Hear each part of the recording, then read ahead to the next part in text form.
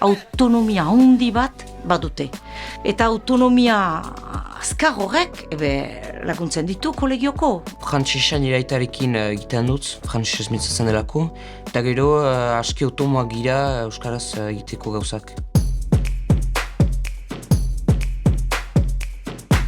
Nik ez dutarik bortxaz lortzen, mezuz bidaltzen aldut nire erakasle bati galdetzeko gauza bat.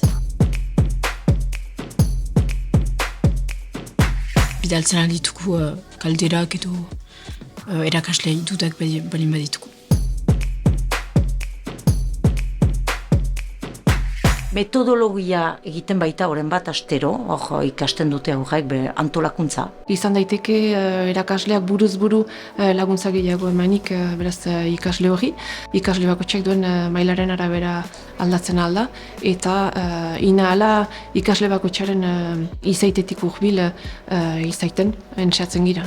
Gure helburua azkenean ez da etxerat itzultzean behartuak izaita lan egitea horien burasoekin, baizik eta ukaitea gakoak eta ahalak lan egiteko autonomimoki eta bakarrik, eta azkenean ikasle bat ongi ikasten duena edo ikasle bat aurrera doana da ikasle bat badakiena bakarrik lan egiten, eta ez beti buraso edo heldu baten laguntzarekin ondoan.